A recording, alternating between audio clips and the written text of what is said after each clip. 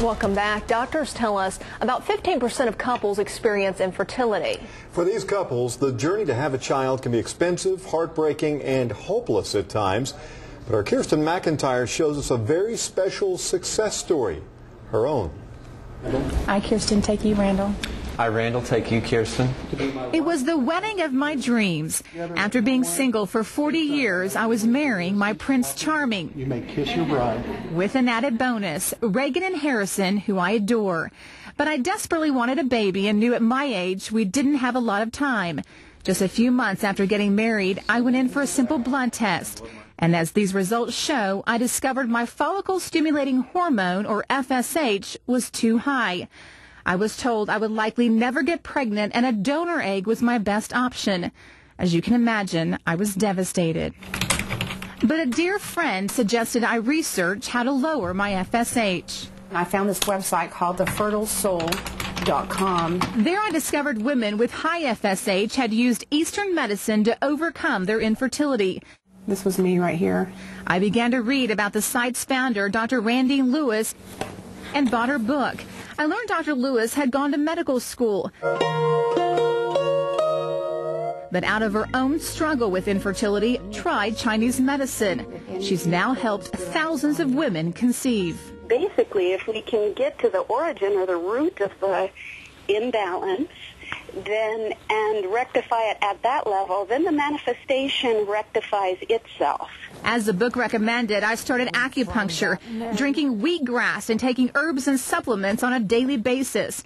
My husband and I were both skeptics, but I was desperate to try anything, even if it sounded crazy. We just try to remain positive and keep our faith, and so we kept going with all of our options that we had. This one says 10 weeks, 5 days. One of our options, Dr. Latasha Craig, an Oklahoma City fertility specialist. Dr. Craig is a straight shooter, but also an optimist. She knew the challenge we faced, but believed it was possible. I keep being amazed by the body and everything it can do. As a teaching physician at OU, Dr. Craig is on the cutting edge of new treatments. Her research includes acupuncture. I think that acupuncture and alternative medicine has been around for more than 2,000 years, longer than my medicine has. I don't understand how it works, but I think they know something we don't. As Dr. Craig continued to work with this, I kept going for treatments with Jim Maher. Okay. Weekly, Jim gave me acupuncture treatments. By checking my tongue and feeling my pulse, he determined my Chinese diagnosis, kidney gong and cold uterus.